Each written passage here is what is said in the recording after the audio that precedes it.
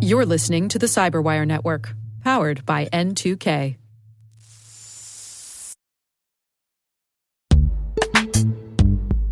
Today's sponsor, Rapid7, has an irresistible invitation for you CISOs and security practitioners out there.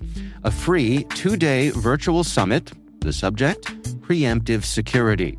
Join the Global Cybersecurity Summit on May 12th and 13th from wherever you like. A-list speakers will show you how organizations are disrupting attacks before they can blowtorch your day. You'll see how exposure management, MDR, and AI together let you make the decisive move. Registration is open at rapid7.brighttalk.com.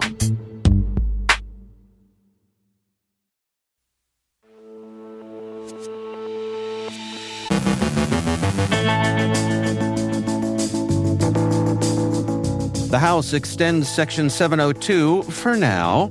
Mythos raises fresh cyber risk concerns. CISA warns of reduced capacity. ZionSiphon targets Israeli water systems. Operation PowerOFF hits DDoS-for-hire networks. CISA flags an actively exploited ActiveMQ flaw. WordPress plugin supply chain attacks spread. China tests deep-sea cable-cutting tech. Our guest is Arvind Nithrakashyap, CTO and co-founder of Rubrik, discussing AI as the next frontier. Tim Starks from CyberScoop takes us inside the FBI's recent router takedown, and a DraftKings data dealer meets his downfall.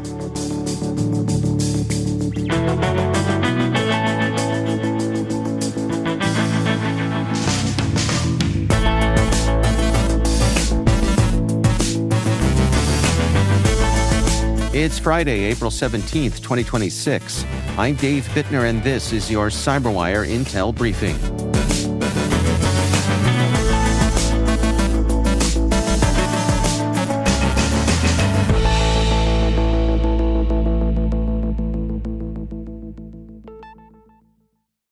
Thanks for joining us here today. Happy Friday. It's great, as always, to have you with us. The House voted Friday by unanimous consent to extend Section 702 of the Foreign Intelligence Surveillance Act until April 30th, 10 whole days, avoiding its scheduled expiration Monday. Earlier attempts by GOP leaders to secure longer renewals, including a 5-year extension and an 18-month plan requested by President Trump, failed. Section 702 allows U.S. intelligence agencies to collect electronic communications from foreign nationals abroad, though some collected data includes exchanges with Americans. Lawmakers from both parties have long pushed reforms requiring court approval before reviewing Americans' information, while intelligence officials argue such limits would weaken national security capabilities. Recent compromise changes did not satisfy privacy advocates. If the authority lapses, intelligence collection could continue, but may face legal challenges from telecommunications and technology companies required to assist the government. The U.S. government is preparing safeguards that could allow federal agencies to access a modified version of Anthropic's advanced AI model, Mythos, amid concerns it could significantly increase cybersecurity risks. In an email to cabinet-level technology and cybersecurity officials, the White House Office of Management and Budget said agencies should expect more details in the coming weeks, though no timeline or access decisions were confirmed. Anthropic has limited Mythos distribution due to fears it could help hackers identify critical vulnerabilities, even as officials have encouraged select organizations to use it defensively. Some agencies, including Treasury, have sought access for internal security testing. The move reflects growing government interest despite legal disputes with Anthropic and internal warnings that the model could transform attackers' capabilities and complicate national defense risk assessments. Yesterday, a House Oversight Committee roundtable on artificial intelligence highlighted bipartisan concern about the technology's rapid development and potential risks. Lawmakers raised issues including federal workers using AI with sensitive data, deepfake pornography, military decision constraints, climate impacts, and cybersecurity threats from advanced models like Anthropic's Mythos. Members also noted AI's economic and medical potential, but warned Congress may struggle to keep pace with its effects. Experts urged stronger policy engagement and federal investment in AI safety research to maintain national competitiveness and manage emerging risks. Bloomberg reports on the revelations surrounding the latest AI model. AI researcher Nicholas Carlini discovered Anthropic's Mythos model could autonomously identify and exploit critical software vulnerabilities within hours of testing, raising major cybersecurity concerns. Internal Red Team researchers concluded the model posed national security risks because it could generate advanced intrusion tools and uncover flaws typically found only by elite hackers. Anthropic limited Mythos's release and instead positioned it as a defensive cybersecurity tool for select organizations. Officials and industry leaders warned the model could significantly shift the balance between attackers and defenders. CISA's acting director Nick Anderson warned lawmakers that a prolonged government shutdown and staffing shortages have reduced the agency to about 40% operational capacity, straining its ability to defend federal networks and critical infrastructure. The administration's proposed $2.5 billion budget prioritizes core cybersecurity missions, but lawmakers questioned whether reduced resources can support expanding threat demands. Officials said vacancies, including 329 critical roles, have already had detrimental capacity impacts on operations. While CISA continues issuing emergency directives and vulnerability guidance, leaders said funding constraints are forcing the agency to focus on the highest risk sectors tied to national security, public health, and economic continuity, raising concerns about sustained resilience across the broader critical infrastructure landscape. Researchers at Darktrace have identified ZionSiphon, a new malware designed to target operational technology systems at Israeli water treatment and desalination facilities. The unfinished malware searches for industrial control system protocols such as Modbus and S7COM and configures files tied to chlorine levels and water pressure, indicating intent to cause physical disruption rather than steal data. It spreads via USB drives, disguises itself as a legitimate Windows process, and maintains persistence through registry changes. Despite coding flaws that limit reliability, researchers warned the tool highlights ongoing risks to critical infrastructure systems. Law enforcement agencies from more than 20 countries coordinated under Operation PowerOFF to disrupt DDoS-for-hire or booter services by seizing infrastructure and analyzing databases tied to over 3 million criminal user accounts. Authorities removed more than 100 related URLs, issued blockchain warning messages to offenders, and ran prevention campaigns targeting potential users. Officials said the effort aims to curb accessible cyber attack tools that enable low-skill actors to disrupt websites and services, while continuing international actions to dismantle remaining infrastructure and deter future attacks. CISA warned that a high-severity Apache ActiveMQ vulnerability is being actively exploited and requires urgent patching. The flaw, undetected for 13 years, allows authenticated attackers to execute arbitrary code through input validation weaknesses. Horizon 3 researchers identified the issue, and Apache patched it at the end of March. CISA added the bug to its known exploited vulnerabilities catalog and ordered federal agencies to remediate by April 30th. More than 7,500 exposed servers remain online, increasing risk to organizations running ActiveMQ. An attacker purchased more than 30 WordPress plugins from the Essential Plugin portfolio and inserted a hidden backdoor that remained dormant for 8 months before activating in April to deliver cloaked SEO spam to Googlebot. WordPress.org closed 31 affected plugins on April 7th, but compromised sites required manual cleanup. In a separate incident the same week, attackers breached Smart Slider 3 Pro's update infrastructure, distributing a backdoored version to sites using automatic updates. Both cases exposed a structural weakness in the WordPress ecosystem. There is no review of plugin ownership transfers and no code signing requirement for updates. Researchers warned these gaps allow attackers to purchase trusted plugins, weaponize updates, and compromise large numbers of sites through the software supply chain. A Chinese research vessel tested a device capable of cutting submarine communications cables at depths of about 3,500 meters, highlighting potential risks to global undersea infrastructure. According to Chinese state-linked reporting, the tool uses a diamond-coated grinding wheel powered by an electro-hydrostatic actuator and may operate as deep as 4,000 meters. Researchers describe the technology as supporting marine resource development, but analysts warned it has clear dual-use implications. The demonstration follows multiple incidents involving Chinese-registered ships damaging subsea cables and pipelines, though Beijing has called those events accidental.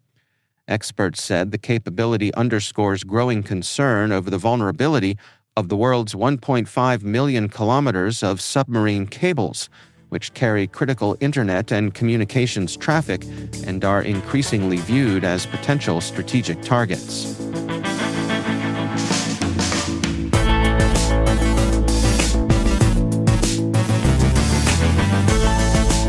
Coming up after the break, my conversation with Arvind Nithrakashyap, CTO and co-founder of Rubrik. We're discussing AI as the next frontier. Tim Starks from CyberScoop takes us inside the FBI's recent router takedown, and a DraftKings data dealer meets his downfall. Stay with us.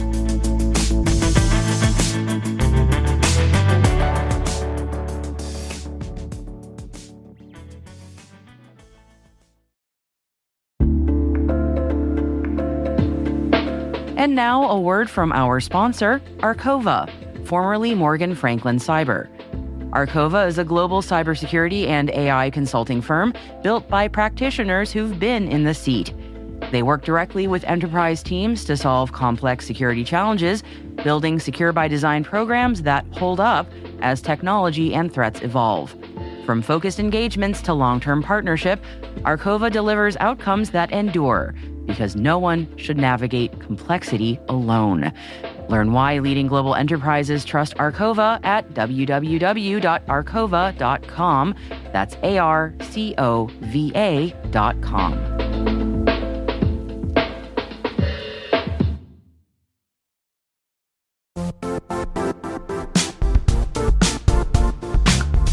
No, it's not your imagination. Risk and regulation really are ramping up, and these days, customers expect proof of security before they'll even do business. That's where Vanta comes in.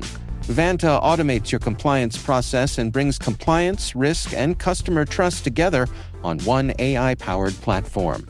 So whether you're getting ready for a SOC 2 or managing an enterprise governance risk and compliance program, Vanta helps keep you secure and keeps your deals moving. Companies like Ramp and Ryder spend 82% less time on audits with Vanta.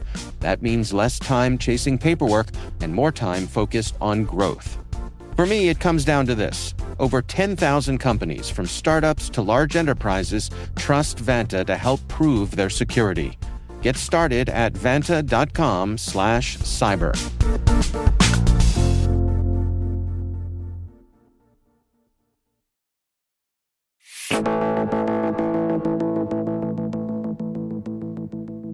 Arvind Nithrakashyap is CTO and co-founder of Rubrik.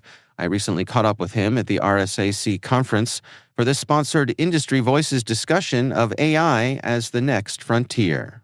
So it's totally understandable that people are still trying to keep pace with what's happening. Yeah. Even you go back 3 to 4 months, what coding agents could do 3 to 4 months ago to what they can do today. I mean, it's almost night and day. Yeah. And coding agents are interesting because they actually go and they can write code they can create things that don't exist today. So from that perspective, I think it's okay for people to be thoughtful about it. But at the same time, it is, it's also, I look at it as, even internally, we look at AI tools as an opportunity and an existential threat, right? It's an opportunity for you to go much faster, accelerate your business. But if you don't do it and your competitors are doing it, they might leave you behind. And I am joined right here on the RSAC 2026 show floor with Arvind Nithrakashyap, who is the CTO and co-founder of Rubrik. Welcome, good to see you. Well, thank you for having me on the show. Before we dig into our topics that we want to hit on today, I would love to just get to know you a little bit more. Can you tell us what your professional journey has been? What led you to where you are today and the co-founding of Rubrik? Yeah, I started my career at Oracle, so I used to work on the core database server, building a bunch of components within the Oracle database server. Later got a chance to start a new product within Oracle, which later became Exadata. So the three of us who kicked off that project, and I was there until we got the first version of the product out. After that, I worked at a bunch of different startups, including in advertising technology for a little while. And then that's when Bipul and I got together to start brainstorming about the idea that would later become Rubrik. Bipul and I used to work together at Oracle, so we know each other for a long time. And we saw an opportunity when we look at overall data protection, data management, and then when we looked at how data management, data protection is evolving more into cyber resilience, we saw an opportunity to build a brand new platform that was built for the age to come rather than the age that has passed. So that's how we got started. Yeah. I think with AI being the hot topic here on the show floor once again this year, there's a lot of concern about this notion of AI sprawl. Yeah. And I know that's something that you've spoken about. Can you share with us what exactly that means and the effect that has on the industry? Yeah, so I think if you go back 6 months, when we were thinking about agents, we were thinking about, people are going to be running a lot of agents across the board, doing back-end tasks like procurement, deal desk, all those kinds of things. But what we have seen in the last few months is the largest proliferation we see today is really around coding agents. I think Anthropic had a study that said 50% of the agents that they see are coding agents, mostly on top of Cloud Code. Now, what this means is that this is no longer even running in a back-end server or cloud account. This is actually sitting on individual laptops. And everybody, not just engineering, IT, support, even some of business functions are using Cloud Code or Cowork to effectively run personal agents. Mm-hmm. What this means is that every laptop in the company now, in an organization, actually has agents that are doing the work of people, and people are mostly advising and reviewing. And they have all the credentials of the user. So if I have an agent running, my Cloud Code has my GitHub, my Jira, my Atlassian credentials. And these are going and doing most of the work. So the sprawl, what I talked about sprawl 6 months ago is maybe even more magnified today, because this literally is just sitting on every endpoint and working on behalf of every individual in the company. And as CTO of Rubrik, one hat I wear is how do we make sure that we roll out AI agents to everybody in the company. But on the other hand, as a board member, I'm also concerned that, hey, we need to make sure that we don't go and do, these agents don't do something that is detrimental to the company. So it's a balance we've got to strike. And I think it's only I think this year is the year we'll see agents just take over most of the work that is being done with an organization, and humans will be planners, approvers, and reviewers.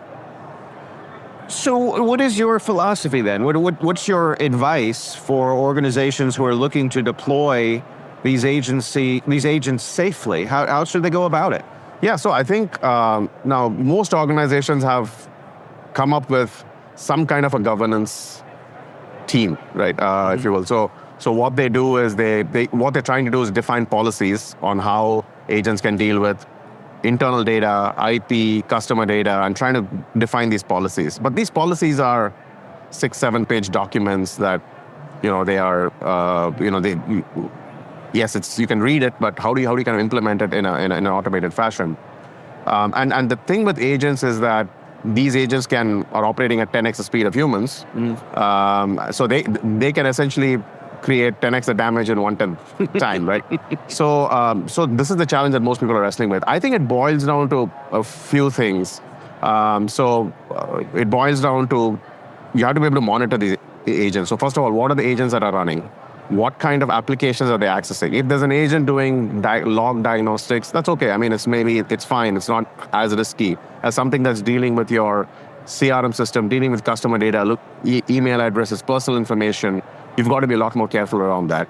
So I think it starts with monitoring, but I think the key piece is governance. So can I take this policy and ensure that an agent does not violate the policy? For example, let's say there's an agent that is going to look at an email and send responses back.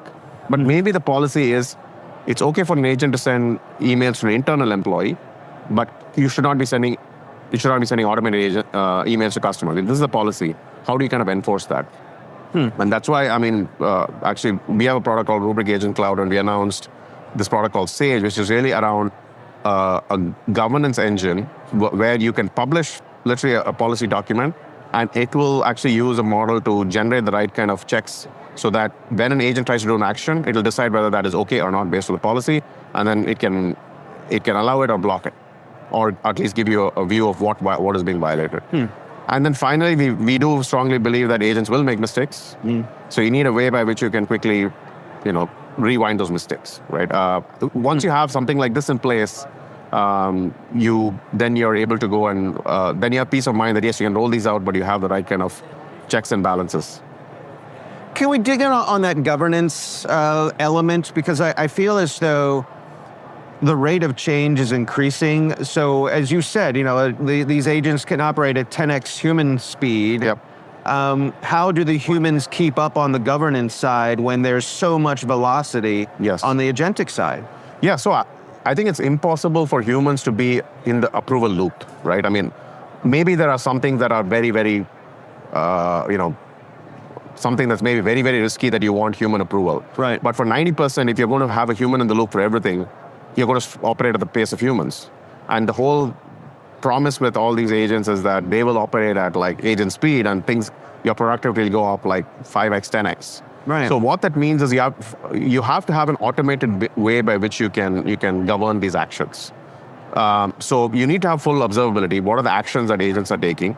So even if something is allowed, you might say, oh, wait, this agent went and did this. This is not okay. Maybe I need to actually fix my policy to go and address that. But more importantly, once you have something in a policy, can you ensure that there is something that's automatically looking at what the agent is doing and it's able to take an action, make a decision as to whether this should be allowed or not. And maybe you want to be a little conservative and not allowing something that you deem as risky, right? So the only way to achieve the productivity is by having automated ways in which you can govern the actions of agents. And I think that's going to be a critical, piece in being able to run these agents at scale. And fundamentally, with our Rubrik Agent Cloud product, that's fundamentally what we're trying to do. Our aim is to accelerate the AI transformation of our customers, but provide the right kind of platform that will allow them to do that. Yeah. Arvind is the CTO and co-founder at Rubrik. Thank you so much for taking the time for us today. I appreciate it. Thank you. Thank you for having me. All right. There's a lot more to this conversation than we have time to share here, so please check out the full unedited interview. You can find a link to that in our show notes.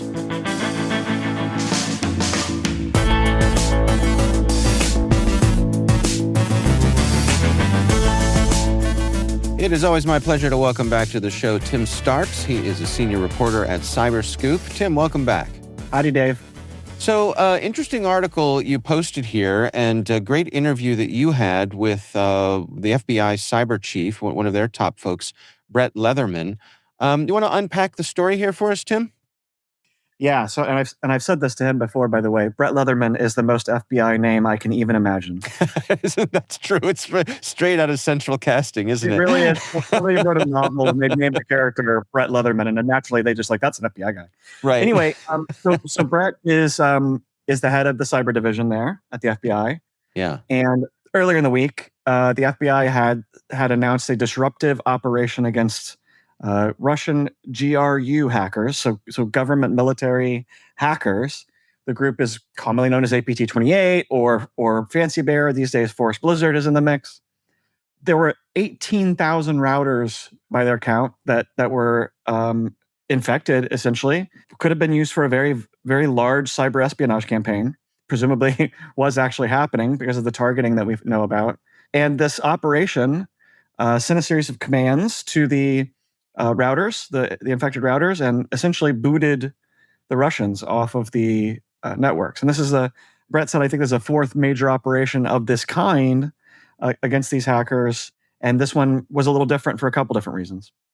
Well, let's back up a little bit and dig into what exactly the Russians were up to here. I mean, what was the vulnerability and what were they setting out to do? Yeah, so they took advantage of vulnerabilities in TP-Link routers, a pretty common and popular router type at the center of some policy difficulties right now with the FCC, right. is what I would say it.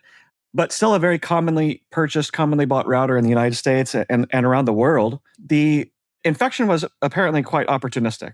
So we had heard from not just the FBI, but earlier in the week we'd heard from Microsoft and Lumen and the UK cyber agency warning about these vulnerabilities, warning about these infections.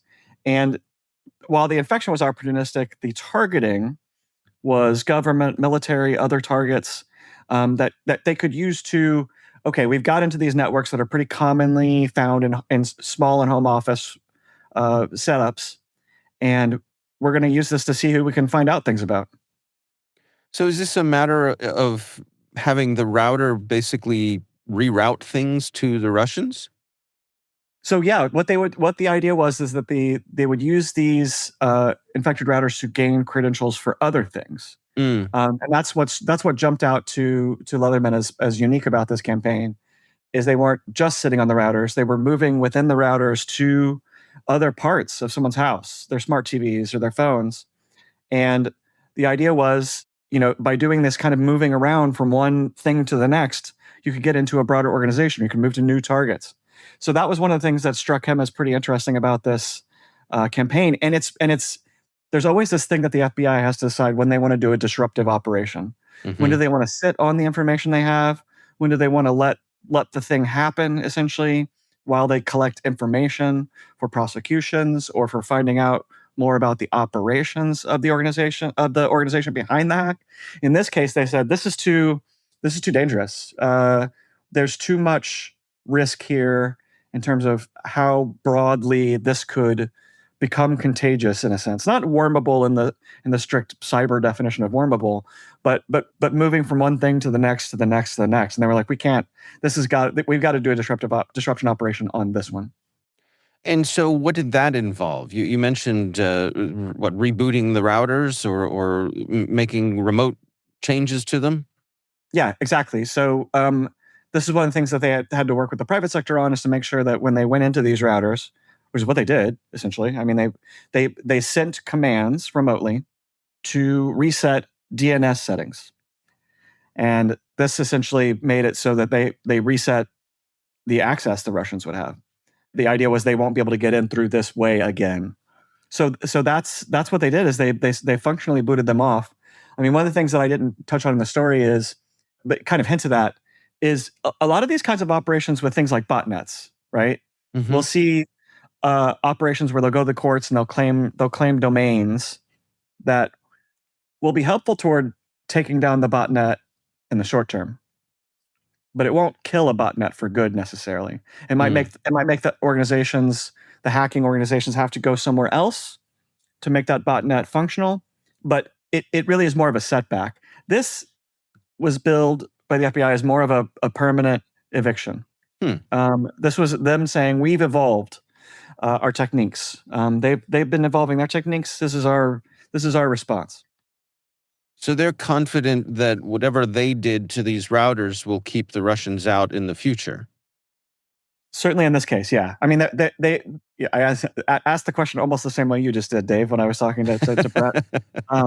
And he said, look, this doesn't keep the GR review out of everything. We know they're going to come back, but the idea would be to keep them out of these routers, certainly. Well, and the FBI is certainly emphasizing the success here. They're calling this Operation Masquerade. In your estimation, is their crowing about this deserved? I think so. I think it's deserved to be cautious about keeping in mind that the FBI is the source of the information here, right? Mm-hmm, mm-hmm. They have every reason to crow about their success. By the way, in my head, I've been calling it Operation Masquerade because that just sounds, yeah, it's a little more exotic that way. Yeah, I mean, I think yes, some skepticism is warranted because it's the organization puffing out his chest and saying, "Look at what we've done." Yeah. But when I think about what kind of, there's a NITO factor to this, right? I think of what do I imagine from going back to when I was a kid and imagining what cyber war or cyber conflict might look like. This is the kind of blow I would imagine wanting to strike. If I'm the FBI, this is exactly the kind of thing I want to do and I want to happen. I don't think it means that it's a permanent, I think it's worth noting. It's not a permanent victory. It's not a okay, now they're done. They're going to move to another target. But all of that takes resources for them. All of that takes effort for them. This cuts off an avenue that would have been a potentially a very good avenue for them to have. And so I think that you have to look at that as a success. I think that's the view of the world, of the community out there, is that this was a good thing that they've done. Yeah. It's just about, the skepticism comes in how good it is and how long lasting it is. I don't think there's any real question that this is a success for them and a good one. Yeah. Take the win, right? Take the win. Brett Leatherman and the FBI? Yeah. Take the win. All right. Well, congratulations on the interview with Brett Leatherman. It's a good one, and we'll have a link to that in the show notes here. Tim Starks is senior reporter at CyberScoop. Tim, thanks so much. Thanks. Always like talking about this stuff with you, Dave. Appreciate it.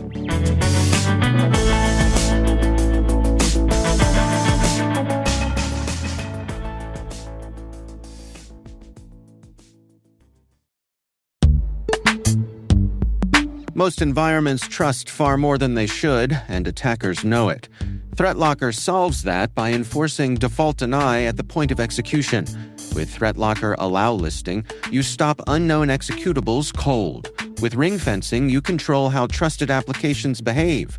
And with ThreatLocker DAC, Defense Against Configurations, you get real assurance that your environment is free of misconfigurations and clear visibility into whether you meet compliance standards. ThreatLocker is the simplest way to enforce zero-trust principles without the operational pain.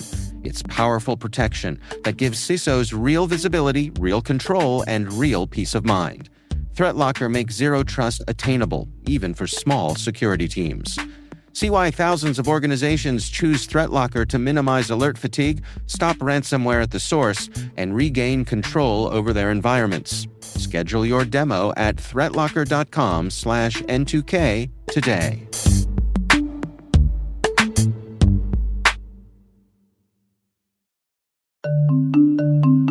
When it comes to mobile application security, good enough is a risk. A recent survey shows that 72% of organizations reported at least one mobile application security incident last year, and 92% of responders reported threat levels have increased in the past 2 years. GuardSquare delivers the highest level of security for your mobile apps without compromising performance, time to market, or user experience. Discover how GuardSquare provides industry-leading security for your Android and iOS apps at www.guardsquare.com.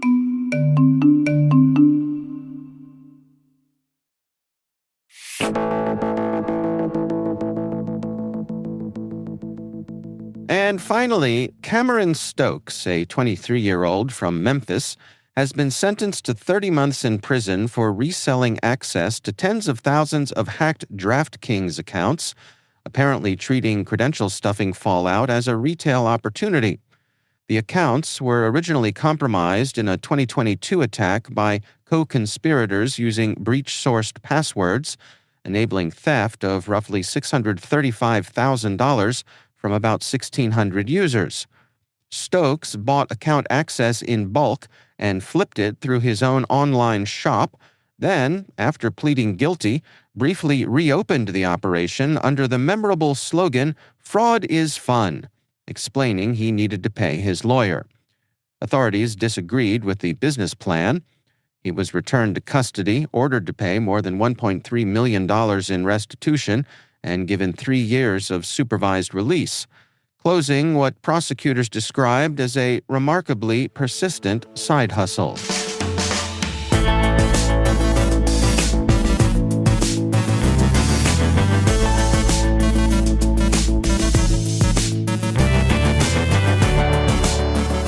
And that's the CyberWire. For links to all of today's stories, check out our daily briefing at thecyberwire.com. Be sure to check out this weekend's Research Saturday and my conversation with Dr. Darren Williams, co-founder and CEO of Black Fog. We're discussing their research, Steellight Rat enables double extortion attacks from a single panel. That's Research Saturday. Check it out. We'd love to know what you think of this podcast. Your feedback ensures we deliver the insights that keep you a step ahead in the rapidly changing world of cybersecurity. If you like our show, please share a rating and review in your favorite podcast app. Please also fill out the survey in the show notes or send an email to cyberwire@n2k.com. N2K's lead producer is Liz Stokes. We're mixed by Trey Hester with original music and sound design by Elliot Peltzman. Our contributing host is Maria Vermazis. Our executive producer is Jennifer Iben. Peter Kilpie is our publisher, and I'm Dave Bittner. Thanks for listening. We'll see you back here next week.